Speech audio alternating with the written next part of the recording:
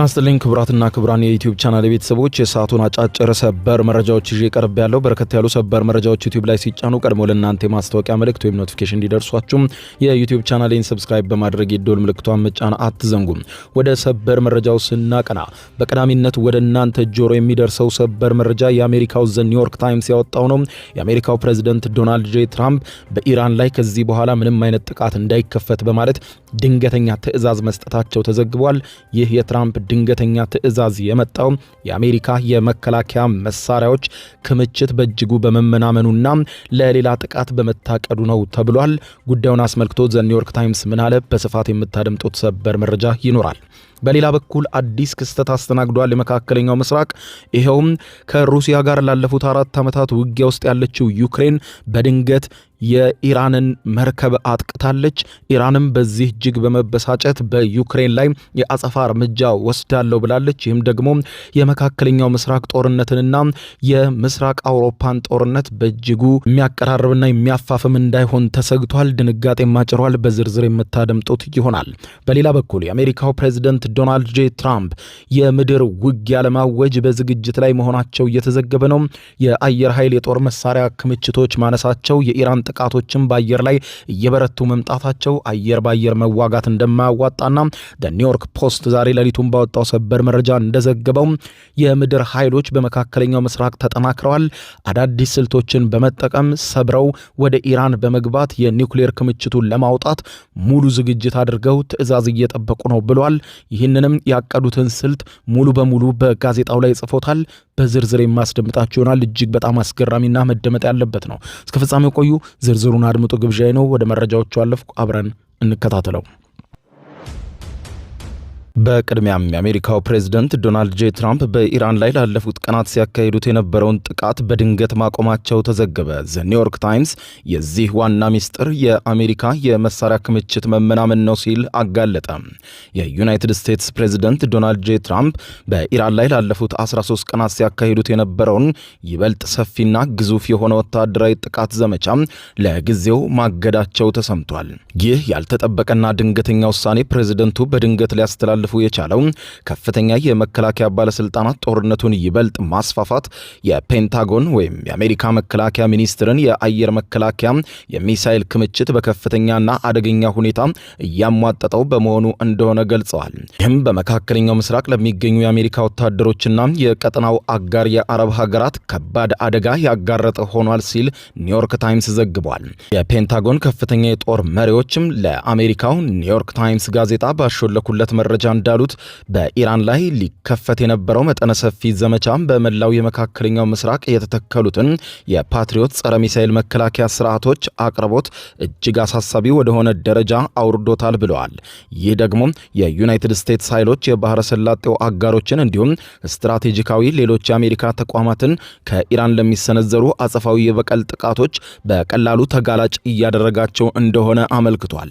አንድ ከፍተኛ አሜሪካ ባለስልጣን ለአሜሪካው ዘ ኒውዮርክ ታይምስ እንዳረጋገጡለት ከሆነ በከፍተኛ አስተዳደሩ ባለስልጣናት መካከል የተካሄደው እጅግ በጣም ጥብቅና ሚስጥራዊ ውይይት በዋናነት አተኩሮ የነበረው እያሽቆለቆለ በመጣው የአሜሪካ የፓትሪዮት ሚሳኤሎችና ሌሎችም የአየር መከላከያ ስርዓቶች ክምችት ዙሪያ ነበር ብለዋል። በተለይም በዮርዳኖስ ውስጥ በአሜሪካ ጦር ሰፈር ላይ የተፈጸመው የኢራን የድሮንና የሚሳኤል ማዕበል ጥቃት ወቅት አንድ የኢራን ባላስቲክ ሚሳኤል የአሜሪካን የአየር መከላከያ ጥሶ በመግባት 3 የአሜሪካ ወታደሮችና የጦር አባላትን መግደሉን ተከትሎ ይህ ስጋት በአሜሪካ ነጩ ቤተ መንግስት ውስጥ ከፍተኛ ስጋት ፈጥሯል ብለዋል። የዩናይትድ ስቴትስ የጋራ ጦር አዛዦች ስታፍ ሊቀመንበር ጀነራል ዳንኬን በበኩላቸው በኢራን ላይ መጠነ ሰፊ የውጊያ ኦፕሬሽኖችን ማካሄድ በወታደራዊ አቅም ደረጃ የሚቻል ቢሆንም ይህን ማድረግ ግን ለአሜሪካ ማዕከላዊ እዝ በተለመደው የሚሳኤል አቅርቦት ላይ እጅግ ከባድ የሆነ ጫና እንደፈጠረም መምከራቸው ተዘግቧል። ዘ ኒውዮርክ ታይምስ ከጥቂት ሰዓታት በፊት በወጣው ሰበር መረጃ እንዳመለከተው ፔንታጎን ለሚፈጠር ማናቸውም አይነት የጦርነት መባባስ ዝግጅት ለማድረግ ሲባል ተጨማሪ ወታደራዊ የሰው ኃይልን የጦር መሳሪያዎችና የሎጂስቲክስ ድጋፎችን ወደ መካከለኛው ምስራቅ ማጓጓዙን አመልክቷል። የአሜሪካ ኃይሎች በሆርሙዝ የባህር ወሽመጥ አቅራቢያ ወደሚገኝ ደቡባዊ የባህር ዳርቻ የኢራን ወታደራዊ ቁሳቁሶችን ለማጓጓዝ የሚያገለግሉ ነገር ግን በሲቪሎች ጭምር የሚጠቀሙባቸው የባቡር ድልድዮችን መምታታቸውና ማውደማቸው ተዘግበዋል። ወታደራዊ ስትራቴጂስቶች በኢራን ወሳኝ መሰረተ ልማቶች ላይ ማለትም የኃይል ማመንጫ ተቋማትን፣ የትራንስፖርት ኔትወርኮችንና በፒካክስ ተራራ የሚገኘውን እጅግ የተጠናከረ የከርሰ ምድር የኒውክሌር ተቋምን ጨምሮ ጥቃቶችን ለማፋፋም የሚያስችሉ አማራጭ መርምረው ነበረ ብለዋል። ነገር ግን የተሟጠጠው የጦር መሳሪያ የአሜሪካ ክምችት ፔንታጎን ረዘም ላለ ጊዜ የሚቆይ ዘመቻውን ለማስቀጠል ያለውን አቅም በእጅጉ እንደገደበውና ወደ ጥልቅ ስብሰባ እንዲገባ ዘመቻውም እንዲቆም ትራምፕ ማዘዛቸው ተመልክቷል። እንደ አሜሪካው ዘ ኒውዮርክ ታይምስ ዘገባ ከሆነ የመከላከያ ሚኒስትሩ እስከ ሚያዝያ ወር ወይም አፕሪል መጨረሻ ድረስ ዘመቻው ከ1200 በላይ የፓትሪዮት መከላከያ ሚሳኤሎችን የተጠቀመ ሲሆን የእያንዳንዱ ሚሳኤል ዋጋ ከ4 ሚሊዮን የአሜሪካን ዶላር በላይ እንዳወጣም አመልክቷል። ይህ ከፍተኛ ፍጆታ የጦር መሳሪያ ክምችቱ እጅግ አሳሳቢ ወደሆነው ደረጃ አውርዶታል። ጋዜጣው ጠቅሷቸዋል የተባሉ ወታደራዊ ባለስልጣናት እንዳረጋገጡት ከዚህ ጊዜ ወዲህ የጦር መሳሪያ ክምችቱ ይበልጥ እንዳሽቆለቆለ አመልክቷል። የአስተዳደሩን አካሄድ አስመልክቶ መግለጫ የሰጡት የዋይት ሃውስ የኮሚኒኬሽን ዳይሬክተር ስቲቨን ቹንግ ፕሬዚደንት ዶናልድ ጄ ትራምፕ ወታደራዊ አማራጮችን በእጃቸው እንዳቆዩ ሆነው አሁንም ዲፕሎማሲያዊ መፍትሄ ቁርጠኛ መሆናቸውን ገልጸዋል ብለዋል። ዳይሬክተሩ ሲናገሩ ፕሬዚደንቱ ሁልጊዜም ቢሆን ዲፕሎማሲን መፍትሄ እንደሚመርጡ በተከታታይ ሲገልጹ ቆይተዋል። ነገር ግን ኢራን በሆርሙዝ የባህር ወሽመጥ ላይ ወይም በአጋሮቻችን ላይ የምታደርሰውን የጥቃት እንቅስቃሴ የምትቀጥል ከሆነ ሁሉም አማራጭ ጠረጴዛ ላይ ናቸው ሲሉ ዝተዋል። አክለውም ኢራን ወደ ድርድርና ስምምነት ብታመራም የጥበብ እርምጃ ይሆናል፣ ካልሆነ ግን ምን ሊፈጠር እንደሚችል ጠንቅቀው ያውቃሉ ሲሉ አስጠንቅቀዋል። ምንም እንኳን ፕሬዚደንት ትራምፕ አርብ ዕለት የአሜሪካ ኃይሎች ጥቃት ለመሰንዘር ሙሉ በሙሉ የተዘጋጁና ያነጣጠሩ መሆናቸውን በአደባባይ ቢያውጁም ዘ ኒውዮርክ ታይምስ እንደዘገበው ግን ፕሬዚደንቱ ከከፍተኛ የካቢኔ ባለስልጣኖቻቸውና አማካሪዎቻቸው ጋር ካደረጉት ሚስጥራዊ ስትራቴጂክ ስብሰባ በኋላ ሰፊ የሆነውን የጥቃት ዘመቻ ላለማጽደቅ ወስነዋል። ጋዜጣው እንደሚያብራራው ወታደራዊ ስትራቴጂስቶች በሆርሙዝ የባህር ወሽመጥ ላይ ለሚደርሰው የንግድ መስተጓጎል ተጠያቂ የሆኑትን የኢራን የባህር ዳርቻ ራዳር ተቋማትን፣ ጸረ መርከብ ሚሳኤል ባትሪዎችንና የባህር ኃይል የጥበቃ ጀልባዎችን ኢላማ ያደረገ የበርካታ ምዕራፍ የፈንጂ ድብደባ ዘመቻ አማራጮችን አዘጋጅተው ነበረ ብለዋል። ትራምፕ ይህንን ግዙፍ ኦፕሬሽን ከማድረጋቸው ጥቂት ቀደም ብለው ለታዋቂው የዜና ተቋም አክሲዮስ የዜና ወኪል ሰጥተውት በነበረው መረጃ ከመቼውም ጊዜ በላይ ታላቅ የሆነ ግዙፍ አጥለቅላቂ እርምጃና ሁሉን አውዳሚ የሚሳኤል ጥቃት በኢራን ላይ ልከፍት ነበር በማለት ተናግረው ነበር። የቀድሞው የአሜሪካ መከላከያ ሚኒስትር የመካከለኛው ምስራቅ ጉዳዮች ምክትል ረዳት ጸሐፊ የሆኑት የሲአይኤ ፓራሚሊተሪ ኦፕሬሽን ኦፊሰር ሚካኤል ሙንሮል ለአልጀዚራ የዜና ወኪል በሰጡት መረጃ እንዳሉት ኢራን በአሁኑ ወቅት ምንም አይነት ፍጹም የሆነ ወይም ጥሩ የሚባል አማራጭ ምርጫም የላትም ያሉ ሲሆን ነገር ግን ኢራን የነዳጅና የኢነርጂ ምርቷን መሸጥ እስከቻለች ድረስ ኢራን ለአሜሪካ አስቸጋሪ ሆና ትቀጥላለች በማለት ገልጸዋል።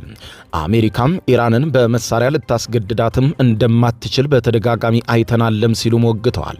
ሙሮን ሲያብራሩም ስለ ሁኔታው ስለዚህ ይህንን እንዴት ማድረግ እንደምንችል ለመለየት የዓለም አቀፍ ጥምረትን መገንባት አለብን ብዬ አስባለሁ። ማዕቀቦችን፣ ሁለተኛ ደረጃ ማዕቀቦችን፣ ንብረቶችን ማገድ፣ የኢራንን አብዮታዊ ዘብ፣ ዓለም አቀፍ መሰረተ ልማቶችንም ማውደም፣ እነዚህ ሁሉ ነገሮችን መከሰት አለባቸው ኢራንን ማሸነፍ ካስፈለገ ብለዋል። እነዚህ ነገሮች ዋይት ሃውስ በሚፈልገው ፍጥነት ላይፈጸሙ ይችላሉ። ነገር ግን ወታደራዊ እርምጃም ብቻውን አቋማቸውን እንደማይቀይረው የኢራናውያን ጽናት አመላካች ነው በማለት ገልጸዋል።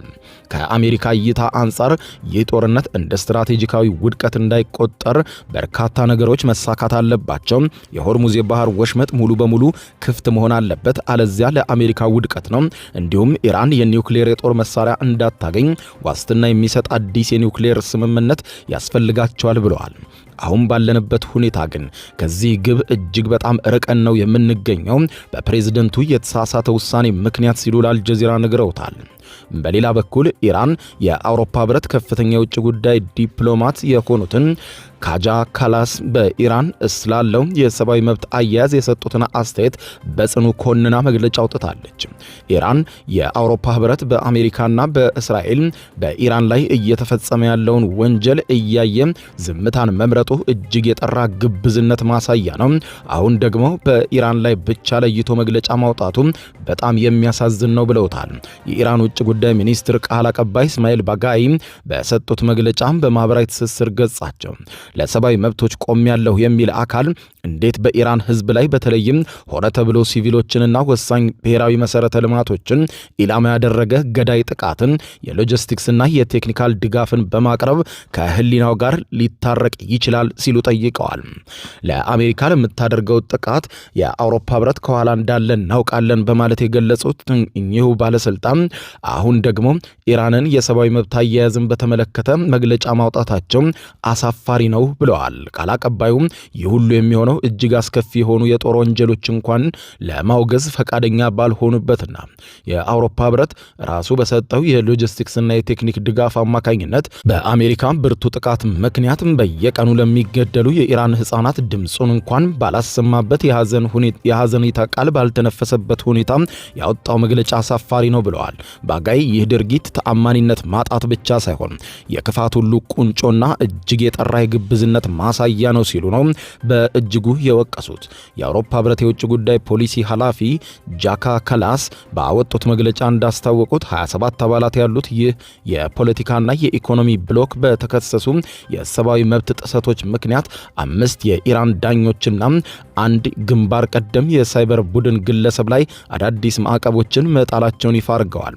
የዓለም ትኩረት በመካከለኛው ምስራቅ ጦርነት ላይ ባለበት በዚህ ወቅት ኢራን በራሷ ህዝብ ላይ የምታደርሰው ጭቆናን ችላ ብለን ማለፍ አንችልም ሲሉ ካላስ በማህበራዊ ትስስር ገጻቸው መልእክቶችን ጽፈዋል።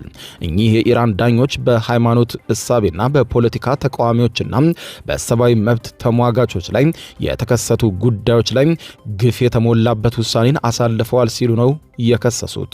ይህ በዚህ እንዳለ ከሩሲያ ጋር ከባድ ውጊያ ውስጥ የምትገኘው ዩክሬን የኢራንን መርከብ በካስፒያን ባህር ላይ መምታትና ማውደሟ ሌላ ውጥረት ፈጠረ። ኢራን በካስፒያን ባህር ላይ ሲጓዝ የነበረ የኢራንን የንግድ መርከብ ላይ ጥቃት በመፈጸም ለአንድ የኢራን መርከበኛ ሞትና ለሌላው መቁሰል ለመርከቧም ከባድ የሆነ ውድመት መድረሱን ተከትሎ ዩክሬንን በይፋ ከሳታለች። የኢራን ውጭ ጉዳይ ሚኒስትር በኢራን የሚገኙትን የዩክሬን ጉዳይ አስፈጻሚን በትናንትናው ዕለት በመጥራት የጥላቻና የወንጀል ተግባር ነው ባለው ጥቃት ላይ ጠንካራ ተቃውሞ ማቅረቡንና ማብራሪያ እንዲሰጡ መጠየቁን መንግስታዊው የዜና ወኪል IRNA ዘግቧል። የኢራኑ ሚኒስትር ይህ በኢራን ላይ የሰነዘረችው ጥቃት በዩክሬን አመራሮች በኩል እውቅና የተሰጠው መሆኑን በመግለጽ ይህም ደግሞ ዩክሬን በኢራን ላይ የምትከተለውን ምክንያታዊ ያልሆነ የጥላቻ አቀራረብን በግልጽ ያሳየ ነው ብለዋል። ኢራን ብሔራዊ ጥቅሞቿን በማንኛውም ሁኔታ እንደምትከላከልና ጠንካራ ማስጠንቀቂያ እንደምትሰጥ ገልጸው ይህንን ክስተት የተባበሩት መንግስታት ድርጅት ቻርተር አንቀጽ 2 ንዑስ አንቀጽ 4ን የሚጥስና የሩሲያና ዩክሬን ጦርነትን ይበልጥ የሚያባብስ ነው በማለት ገልጸዋለች። ኢራን ከዩክሬን የተፈጸመባትን ጥቃት በዝምታ እንደማትመለከተውና የአጸፋ እርምጃ እንደምትወስድም ለዩክሬን ባለስልጣናት ኢራን በግልጽ ተናግራለች። የኢራን ውጭ ጉዳይ ሚኒስትር አባስ አራግቺ ይህንን ጉዳይ አስመልክተው ከአውሮፓ ህብረት የውጭ ጉዳይ ከፍተኛ ተወካይ ጃካ ካላስ ጋር በስልክ መወያየታቸውን ጽህፈት ቤታቸው ባወጣው መግለጫ ገልጿል። አራግቺ ዩክሬን በካስፒያን ባህር ላይ በመርከቧ ላይ የፈጸመችውን ወታደራዊ ጥቃት በጽኑ ያወገዙ ሲሆን የተባበሩት መንግስታት ድርጅት የጸጥታው ምክር ቤት የአውሮፓ ህብረትና ዓለም አቀፍ ማህበረሰቡን ጠንካራ ምላሽ እንዲሰጡ እንዲሁም የዚህ ወንጀል ፈጻሚዎችና ደጋፊዎቻቸው ተጠያቂ እንዲሆኑ ጥሪ ማቅረባቸውን በቴሌግራም ገጻቸው ባጋሩት መረጃ ላይ ተመልክተናል። የአልጀዚራው ቶሂድ አሳዲ ከኢራን እንደዘገበው ከሆነ ኢራናውያን በደቡብ የባህር ዳርቻቸው ላይ በአሜሪካ የባህር ላይ እገዳ እየተሰቃዩ ባለበት በዚህ ወቅት በሰሜን በኩል በተፈጸመው የዩክሬን ጥቃት እጅግ በጣም ተቆጥተዋል ብለዋል። አሳዲ እንዳስረዳው ከሆነ በኢራን ሰሜናዊ የባህር ዳርቻ የተሰነዘሩት ተከታታይ ጥቃቶች በኢራን የባህር ላይ ንግድ ላይ ተጨማሪና ከባድ ጫና እየፈጠሩ መሆናቸውን አመልክተዋል። የኢራን ውጭ ጉዳይ ሚኒስትር ባወጣው የውግዘት መግለጫ ኢራን በሩሲያና ዩክሬን ግጭት ውስጥ ጣልቃ ገብታ እንደማታውቅ አቋሟን በድጋሚ አረጋግጠው ይህ ክስተት የተሰማው የዩክሬኑ ፕሬዝዳንት ዜሌንስኪ በማህበራዊ ትስስር ገጻቸው ባወጡት መልእክት ዩክሬን በካስፒያን ባህር ውስጥ የረጅም ርቀት ጥቃቶችን በማካሄድ በጣም ጠንካራ ውጤቶችን ማምጣቷን በኢራን ወታደራዊ ጭነት ማጓጓዣነት የሚያገለግሉ መርከቦችና አንድ የጦር መርከብን መምታቷን ካሳወቁ በኋላ ነው። ሆኖም ዜሌንስኪ ኢራን የጠቀሰቻቸውን የንግድ መርከብ በስም ለይተው አልጠቀሱም። በሌላ በኩል ፕሬዝዳንት ዜሌንስኪ ሩሲያ የባህረ ሰላጤው ሀገራትና የአሜሪካ ወታደራዊ ማዕከላትን የሚያሳዩ የሳተላይት ምስሎችን ለኢራን ስታስተላልፍ ቆይታለች የሚል ከባድ ክስ አንስተዋል። በተደረገው የሳተላይት ቅኝት ላይ በባህሬን በዮርዳኖስና በኩዌት የሚገኙ የአሜሪካ ማረፊያ የጦር ሰፈሮችን ያካተተ ኢላማዎችን ሲያጓጉዙ ነበረም ብለዋል። እንደሚታወቀው ኢራንና ዩክሬን ከ2022 ጀምሮ ከፍተኛ ጦርነት ውስጥ ይገኛሉ። በወቅቱ ኢራን ለሩሲያ የሸጠቻቸው ሻሂድ የተባሉ ድሮኖች ሩሲያን በማሻሻል በሺዎች የሚቆጠሩ በዩክሬን ከተሞች ላይ ማዝነቧ ይታወሳል። ዩክሬን በዚህ የተነሳ በኢራን ላይ ለዘመናት ቂም ቋጥራ ላለፉት 4 ዓመታት ቆይታለች። ከ44000 በላይ የኢራን ዲዛይን የሆኑ ድሮኖችን መታመጣሏን የገለጸችው ዩክሬን በዚህ የሩሲያና ዩክሬን ጦርነት ውስጥ በርካታ ድሮኖችን በማቅረብ ኢራን እየተሳተፈች ነው በማለት ዩክሬን በተደጋጋሚ ስትከስ እንደነበር ይታወቃል። አሁን ዩክሬን በኢራን መርከቦች ላይ ጥቃት ማድረሷ የጦርነቱን አቅጣጫም በቀጣይ ወዴት ሊቀይረው እንደሚችል አይታወቅም ተብሏል። ወደ ነጩ ቤተ መንግስት ዋይት ሃውስ ስንመለስ የአሜሪካው ኒውዮርክ ፖስት ጋዜጣ ዛሬ ባወጣው ሰበር መረጃ እንዳመለከተው አሜሪካ የልዩ ኃይል ኦፕሬሽን እቅድ አዘጋጅታ ለች ብለዋል። ይህ እጅግ አደገኛ የኒውክሌር አማራጭ የሆነ ሲሆን የዩናይትድ ስቴትስ ልዩ ኦፕሬሽን ኃይሎች የኢራንን የበለጸገ ዩራኒየም እጅግ ከፍተኛ ጥበቃ ከሚደረግላቸው የኒውክሌር ተቋማት ገብተው ለመንጠቅ በወታደራዊ ታሪክ ውስጥ እጅግ የረቀቀና ውስብስብ የተባለን ዘመቻ ለማስጀመር በተጠንቀቅ በመጠባበቅ ላይ መሆናቸውንና ትራምፕ ማንኛውንም ትዕዛዝ ሲሰጡ ኒውዮርክ ታይምስ እንደገለጸው የአውዳሚ የሆነ የአየር ባየር ውጊያ ከማድረግ ይልቅ በልዩ ስፔሻል ፎርሶች አማካኝነት ዩራኒየሙን ከኢራን ውስጥ ለይቶ ለማውጣት ታስቧል ብለዋል። በስትራቴጂክና ዓለም አቀፍ ጥናቶች ማዕከል ምክትል ዳይሬክተር የሆኑት ጆሴፍ ሮጀርስ ሲናገሩ ይህንን መናገር ባልወድም አሁን ባለው ሁኔታ ኢራን ካላት የኒውክሌር ቁሳቁስ ላይ እጇን እንድታነሳ ለማድረግ በጣም አዋጭ መንገድ ልዩ የሆነ አሁን የታሰበው ወታደራዊ ሚስጥራዊ ኦፕሬሽን ነው ብዬ አስባለሁ ብለዋል። ምክንያቱም የዲፕሎማሲ ድርድሮቹ በፍጥነት የትም እየደረሱ አይደለም፣ የትምም አይደርሱም። የአየር ባየር ውጊያውም በኢራን የበላይነት እየተካሄደ ነው። ስለዚህም ልዩ ሚስጥራዊ ኦፕሬሽን መታቀዱ አግባብ ነው ብለዋል። ጉዳዩን በቅርበት እናውቃለን የሚሉ አንድ ወታደራዊ ምንጭ ለኒውዮርክ ፖስት ጋዜጣ እንደነገሩት ከሆነ ይህ እጅግ ውስብስብ የሆነ ኦፕሬሽን በሺዎች የሚቆጠሩ የምድር ጦር አባላት የኢራንን የኒውክሌር ተቋማት በኃይል ጥሰው በመግባት ፈንጂዎችንና ወጥመዶችን በማክሸፍ የግንባታና አፍራሽ ቡድኖችን በመጠቀምና በተቋማቱ ዙሪያ እጅግ ግዙፍ የሆነ የመከላከያና የከበባ ኃይል በማሰማራት የሚፈጸም ይሆናል ተብሏል። ከዚህ ግዙፍ ኃይል ጥበቃ ጀርባ እጅግ የሰለጠኑ የልዩ ኃይል ኦፕሬሽን የኒውክሌር ቁሳቁሶችን የማውጣት ተግባር ያከናውናሉ የተባለ ሲሆን ይህ ሂደትም እጅግ በጣም አደገኛ መሆኑንም ምንጩም ጠቁመዋል። ለኒውዮርክ ፖስት በሰጡት መግለጫ ይህ ኦፕሬሽን በወታደራዊ ታሪክ ውስጥ ታይተው ከማይታወቁ ምናልባትም እጅግ የረቀቀ ኦፕሬሽን ይሆናል ብዬ አስባለሁ ከተሳካ ሲሉ ሮጀርስ ገልጸውታል። በጠላት ቀጠና ውስጥ የሚካሄድ የሎጂስቲክሱ እጅግ ከባድና ፈታኝ የሆነ ኦፕሬሽን ይሆናል ሲሉ ገልጸው የኢራን ጦር አሁን ባለው ሁኔታ ክፉኛ የተጎዳ ቢሆንም ማዱሮን ሲጠብቁ ከነበሩ የኩባ ወታደሮች ግን እጅግ የላቀ አቅም እንዳላቸው ይታመናል። ሃይሳይድ የተባለው ገለልተኛ የዜና ምንጭ እንዳወጣው ዘገባ ከሆነ ይህ የልዩ ኃይል አሜሪካ ያቀደችው ኦፕሬሽን ስብስብ የሲል ቲም 6 የሲልቨር ጓድ ሁለተኛውን የሬንጀር ሻለቃና የጦር ኃይሉ 21ኛውን የጦር መሳሪያና ፈንጂ አያያዝ ሻለቃ ያካተተ ሊሆን ይችላል ብለዋል።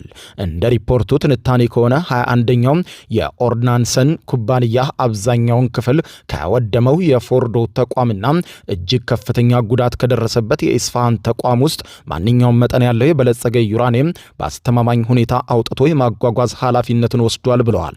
ዓለም አቀፉ የአቶሚክ ኤነርጂ ኤጀንሲ ባወጣው ሪፖርት መሰረት ኢራን ከ20,000 ፓውንድ በላይ የሚመዝን የበለጸገ ዩራኒየም ክምችት እንዳላት አረጋግጧል። ሮጀርስ ሁኔታውን ሲያብራሩ ቁሳቁሱን ለማውጣት የምትሞክርባቸው ሁሉም ተቋማት ዙሪያ እጅግ አስተማማኝ የሆነ የመከላከያ ቀለበት መፍጠር የግድ ይላል ብለዋል። ይህ ደግሞ የምድር ጦር ኃይሎች መላው አካባቢውን በቁጥጥር ስር በመዋል ወደ አውሮፕላን ማረፊያው የሚወስድ አስተማማኝ የኮንቮይ መስመርም መክፈት አለባቸው ብለዋል። የአሜሪካ ወታደራዊ ቡድኖች በኢራን ጦር የሚሰነዘሩ ጥቃቶችን እየመከቱ የወደሙትን ተቋማቶችን መግቢያዎችንም በመቆፈር መክፈት ይኖርባቸዋል ብለዋል። በመጀመሪያው የትራምፕ አስተዳደር የዋይት ሃውስ የብሔራዊ ደህንነት ምክር ቤት የኢራንን መሳሪያዎች የመከላከል ዳይሬክተር የነበሩት ሪቻርድ ጎልድበርግ ለሲኤንኤን ሲነግሩት ታዲያ ይህንን ሁሉ ጫና ለምን ያህል ጊዜ ተቋቁመ ኃይሎችን በሙሉ በኢራን ውስጥ አሰማርተ በሰላም ኃይሎችን ይዘ መውጣት ትችላለህ የሚለውን ትራምፕ ያሰቡበት አይመስለኝም ብለዋል። ይህ ተልእኮ ወታደራዊ ኃይሉ ወደ አስተማማኝ ቦታ መብረር እንዲችል የተወሰነውን የአየር ክልል ኮሪደር ሙሉ በሙሉ በቁጥጥር ስር ማድረግን ይጠይቃል ብለዋል። ኢራን በኢስፋሃን ተቋም ላይ ለሚሰነዘር ጥቃት ቅድመ ዝግጅት ስታደርግ ቆይታለች። ኢራን የኢስፋሃን ተቋምን ይበልጥ እያጠናከረች ፈንጂዎችንና ወጥመዶችን እያጠመደች እንዲሁም በተቋሙ ዙሪያ የመከላከያ ኃይሎችን እያስቀመጠች መሆኑን የሚያሳዩ ሪፖርቶችም ተመልክተናል ሲሉ ጎልድበርግ ስለ ሁኔታው አደገኛነት ያረጋግጣሉ። በአሁኑ ሰዓት ምንም አይነት የድብቅ ወይም አስደንጋጭ ጥቃት እድል የለም በማለት ገልጸው ኢላማዎቹ የታወቁ ናቸው፣ የት እንዳሉ እናውቃለን፣ ኢራናውያንም የት እንዳሉ ጠንቅቀው ያውቃሉ። ባለፈው ወር የመጣው የሲኤንኤን ሪፖርት እንዳረጋገጠው ኢራን በተቋሙ ላይ ሊደረግ የሚችለውን ወረራ አስቀድማ በማሰብ በኢስፋሃን ተቋም ዋሻዎች ውስጥ በርካታ ፈንጂዎችን አጥምዳለች ብለዋል። ኢራን ባለፈው ወር በመቶዎች የሚቆጠሩ የኒውክሌር ማበልጸጊያ ሴንትሪፊውጆችን ናታንዝ የኒውክሌር ማበልጸጊያ ስፍራ ወደሚገኘው የፒካሰስ ተራራ ማጓጓዟን በመዘገቡን ተከትሎ ይህ ስፍራ ዋነኛ የጥቃት ኢላማ ሆኖ ብቅ ብሏል። በዚህ ስር ምን ያህል ሴንትሪፊውጆች እንዳሉ በትክክል አናውቅም። ወደ ውስጥ ገብተው ሊፈትሿቸው አሊያም ሊያወድሟቸው ይችላሉ ብዬ አስባለሁ ብለዋል። የአየር ድብደባዎቹ በቂ ናቸው ወይስ አይደሉም የሚለው ውሳኔ የአሜሪካ የስለላ ማህበረሰብ በህንፃው ንድፍና ደካማ ጎኖቹ ላይ ባለው ጥልቅ እውቀት ላይ የተመሰረተ ትንታኔ እየሰጡ ነው ብለዋል። የአየር ድብደባው በበቂ ሁኔታ የምድር ኃይሉን እያወደመ በመሆኑ ከዚህ በኋላ የምድር ውጊያው መጀመር እንዳለበት ተንትነዋል። የመካከለኛው ምስራቅ ጦርነት ላለፉት 6 ወራት ቦግልም እያለ በርካታ ጉዶችን ያሳየና የመካከለኛው ምስራቅ ኢኮኖሚን በከፍተኛ ሁኔታ ያደቀቀ ቢሆንም አሁን ላይ ግን መልኩን ቀይሮ ሊቆም እንኳን ሳይችል እየበረታና ሁሉን አውዳሚ ወደሆነ ደረጃ እየተሸጋገረ እንደሆነ የሚታይ ነው። ክቡራን አድማጮች ለሰዓቱ ብታደምጧቸው መልካም ናቸው ያልኳቸው አጫጭር መረጃዎች የሰማችኋቸው ናቸው። ከሰዓታት በኋላ በሌላ መረጃ ተመልሰን እስከምንገናኝ በያለንበት የዓለም ዳር ቸር እንቆይ።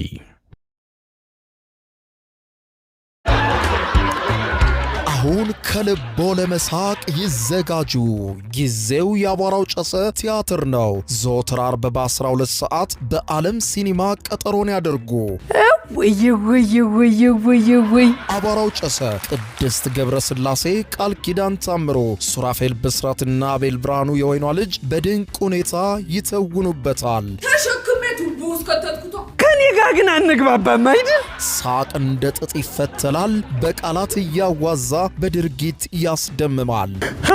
አዎ ምስክር የለኝም። አቧራው ጨሰ ልብ አንጠልጣይ ኮሜዲ ቲያትር። ደራሲ ሱራፌል ብስራት፣ አዘጋጅ አቤል ሰለሞን። ዘወትር ዓርብ በ12 ሰዓት በዓለም ሲኒማ እንገናኝ። እናንተ ተወያዩ፣ እኛ እንውጣላቸው አይደል? ወዴት ነው የምትሄደው? አቧራው ጨሰ የዘመኑ ምርጥ ኮሜዲ ቲያትር። የዩቲዩብ የስኬት ሚስጥሮችን በዝርዝር የያዘው የአቤል ብርሃኑ የወይኗ ልጅ መጽሐፍ ሁለተኛ እትም በገበያ ላይ። ዩቲዩብ ለመጀመር በአጭር ጊዜ ስኬትን ለመቀዳጀት አስበዋል?